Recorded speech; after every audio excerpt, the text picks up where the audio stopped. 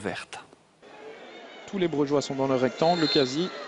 Et tous les Gantois aux abords du grand rectangle. La tête au deuxième et la latte. La latte qui repousse cette tête d'Alphaba. Encore une fois, ce sont les défenseurs centraux qui étaient venus porter le danger là sur cette phase arrêtée. On repart du côté gantois. Et on relance correctement dans les pieds d'El Ganassi. Encore une fois, c'est très bien joué de la part d'El Ganassi. Jorgensen, il a du champ pour frapper. La balle repoussée par Verbis dans les pieds de Koulibaly. Et le poteau qui vient à la rescousse des Brugeois. Ce n'est pas terminé. Ljubijankic au deuxième poteau. Verbis de nouveau. Et un nouveau poteau de Koulibaly. Cette action va-t-elle se terminer? Eh bien oui, avec une frappe à côté de Yacine El Ganassi. Eh bien une action complètement folle dans ce match. Après 18 minutes de jeu, 2 poteaux dans la même action. Et les Brugeois peuvent remercier la chance sur cette phase. On revoit la frappe de Jorgensen dans un premier temps. Poteau d'Elimane Koulibaly. Et puis ça va encore être un peu du flipper ici avec une balle repoussée par Verbis. Koulibaly qui manque vraiment de chance sur cette action mais qui aurait dû conclure d'aussi près. Alors le premier but tombera-t-il sur phase arrêtée? Premier corner pour le cercle de Bruges. Déviation deuxième poteau et Dominic Fowley qui se loupe et qui est surtout allé percuter le poteau sur cette action. Invariablement, c'est encore El Ganassi qui donne ce coup de coin. Koulibaly, la tête, le sauvetage miraculeux de Verbis une deuxième fois.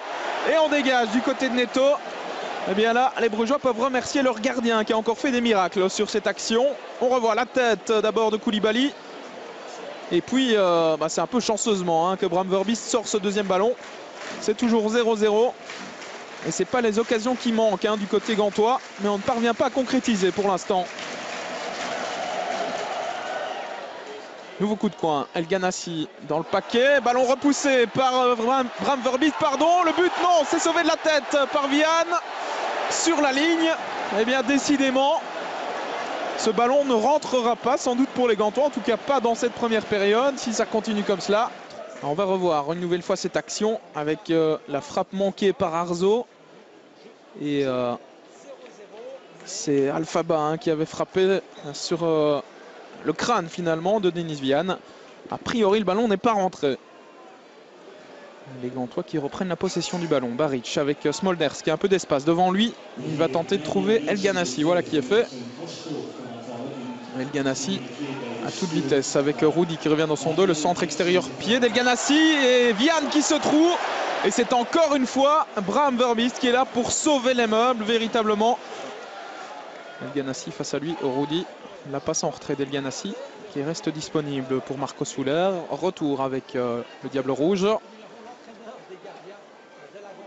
Attention, El Ganassi, la frappe, ça ne passe pas loin, c'était bien tenté. Il tente, il ose, il provoque El Ganassi. Il fait un bon match dans l'ensemble pour l'instant. Vaneno dans le rectangle. Face à lui, il y a Mario Baric. Les crochets de Vaneno. La passe, elle est bien jouée. Elle était belle. Et le poteau avec Fowley. Nouveau poteau. Et c'est Rudy maintenant qui va peut-être pouvoir frapper. Qui glisse une nouvelle fois. Eh bien, décidément, il devrait changer de pneu. Le Portugais. Et décidément, dans ce but, on a des actions complètement folles. Un premier poteau, Fowley qui se jette. Deuxième poteau pour sauver Frank Books.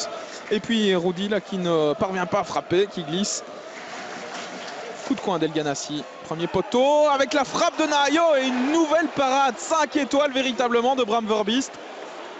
Ce gardien, il fait un début de championnat tonitruant véritablement.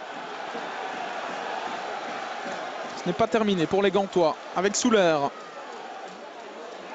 À l'entrée du rectangle, la frappe de Ljubijankic et nouvel arrêt de Bram Verbis. Eh bien, on va pouvoir lui ériger une statue du côté de Bruges dès cette première journée de championnat parce que le gardien du cercle est véritablement en train de faire le match de sa vie aujourd'hui. Regardez cet arrêt du bout des doigts ou du bout du pied, encore une fois. Et Marco Soler qui perd le ballon au profit de Rudy qui est reparti dans ses dribbles. Alors, est-ce qu'il va tenir droit sur ses jambes cette fois-ci? Oui. Rudy, la passe, elle est magnifique. Christophe Dan pour le premier but, il est accroché. Et que dit Monsieur Verweken? C'est un penalty. Penalty pour le cercle de Bruges. Eh bien, il va falloir revoir cette action parce que j'ai quand même l'impression que Christophe Dan est tombé à contre-temps dans cette action.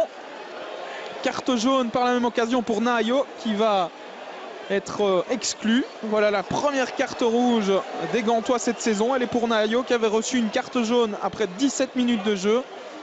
Et pas de doute dans le regard de Monsieur Verweken. On va revoir ça avec Christophe Dan qui glisse véritablement tout seul. Ouais, il se trébuche dans son propre pied. Christophe Dan. Alors, Oleg Yachuk à 10 minutes de la fin de cette rencontre pour le 1-0 via le montant. 0-1 plus précisément. Le Cercle de Bruges passe devant grâce à ce penalty véritablement généreusement accordé par Monsieur Verweken. Mais voilà, les chiffres sont là. C'est 0-1, ouverture du score pour le Cercle de Bruges par Oleg Yachuk. Et c'est la fin de ce gantois Cercle de Bruges. Victoire du Cercle 0-1. Du côté brugeois, on se satisfera évidemment de ces 3 points arrachés grâce notamment à un exceptionnel Bram Verbiest dans les buts. Du côté de la gantoise, on va sûrement pester sur ce penalty qui va encore faire couler beaucoup d'encre dans les jours à venir.